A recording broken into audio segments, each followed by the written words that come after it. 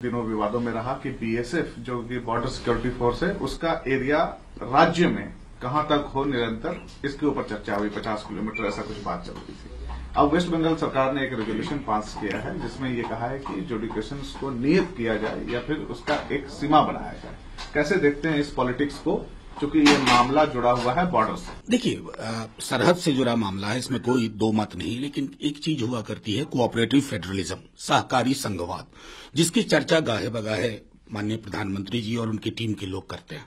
क्या सहकारी संघवाद के अंदर यह उचित नहीं था कि राज्यों को कॉन्फिडेंस में लेकर के इस पर कोई भी पहलकदमी होती? पंजाब में भी इसको लेकर के चिंताएं हैं।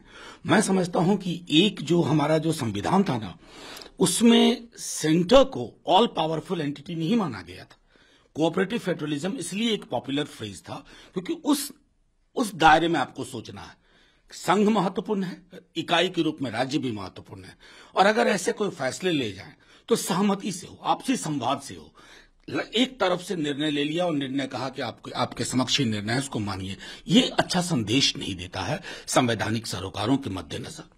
ऐसा लगता है क्या कि सरहद के नाम पर एक पॉलिटिक्स फिर से शुरू हो रही है? देखिए, सीधी सी बात है, मुझे तो बड़ी खुशी होती कि चाइना के सरहद पे जो हो रहा है उसके लिए अपनी सरकार की अगर मैं चिंता दिखता, पेंटागन की रिपोर्ट आने के बाद भी एक तरह की चुप्पी है, और उस चुप्पी को मैं आपराधिक चुप्पी की श्रेणी में मानता हूं। सर, राजस्थान में उनके सीएम शिक्षकों को संबोधित कि क्या ट्रांसफर करने में शिक्षकों को पैसे देने पड़ते हैं? एक स्वर में सबने कहा हाँ। क्या आपको लगता है कि करप्शन का एक माया जाल है जो कि ट्रांसफर पोस्टिंग? देखिए, करप्शन हमारे यहाँ एक इंस्टीट्यूशनल कैरेक्टर हासिल कर चुका है, धारण कर चुका है।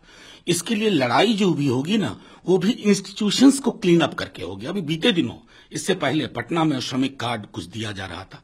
हमारे मंत्री महोदय जी जो थे, संभवतः रामेश्वर जी थे, उन्होंने एक महिला से पूछा कि क्या इसको बनवाने में पैसे लगे हैं? उसने कहा हाँ। तो आप वहां बिहार का उदाहरण देखिए, यहां राजस्थान का, तो ये इंस्टीट्यूशनल कैरेक्टर है, संस्थागत चरित्र इसका हो गया है। जब तक इस चरित्र को आप खत्म नहीं करेंगे तो रेटोरिकली कि करप्शन फ्री ये कर देंगे वो कर देंगे, उससे कुछ हासिल नहीं होगा। कांग्रेस पे तो इससे पहले भी 2014 से पहले भी आरोप लगे कि ये भ्रष्टाचार पे गिरी है। अब क्या मैं कहूं, कांग्रेस के पर भ्रष्टाचार के बड़े आरोप लगे तो कम से कम जांच पड़ताल हुआ करती थी। यहां तो जांच पड़ताल पे ही पर्दा है, तो कौन सी? जाने दीजिए कि एक दिन जब ये चले जाएंगे, आज ना जाए, कल ना जाए, परसों चले जाएंगे, अलमारी खुलेगी, स्केल्टन्स बाहर आएंगे। सर, राफेल घोटाले पे भी राज्य चुनाव का मुद्दा भी बना। कांग्रेस डिमांड कर रही है जेपीसी।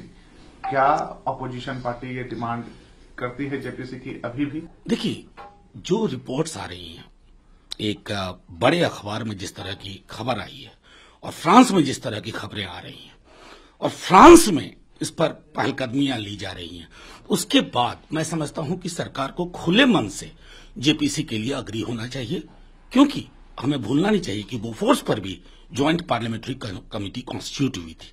तो एक परंपरा भी रही है ना कि जहां इतने सारे मुद्दे आ रहे हों, एविडेंस आ रहे हों, तो वहां वो निर्णय लिए जाए। तो आरजेडी कहां खड़ी है? बिल्कुल जेपीसी के फेवर में।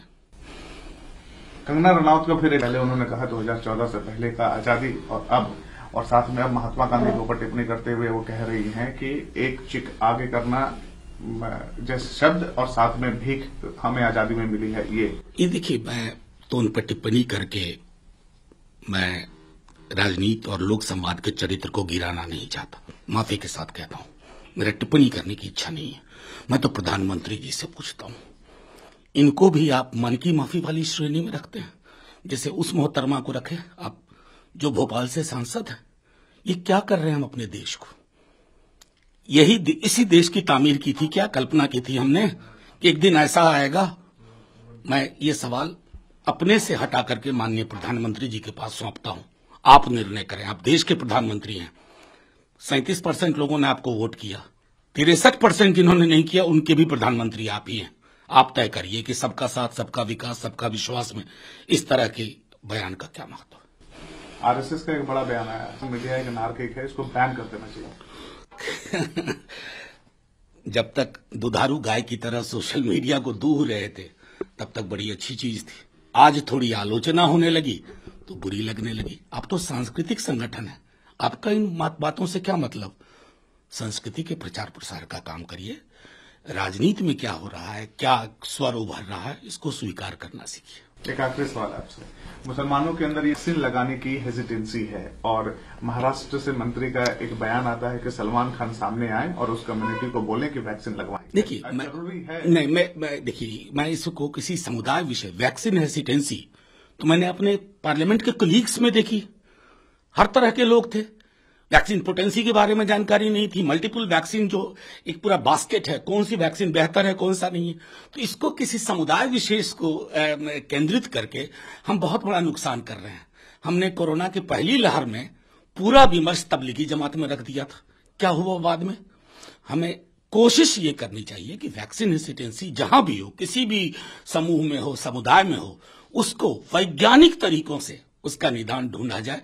बिला वजह इस तरह की चीजों हम बहुत नुकसान इस देश का कर चुके हैं।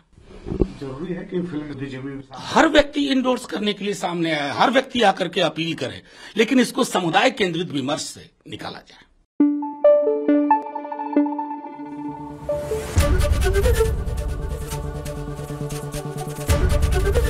एबीपी न्यूज आपको रखे आगे।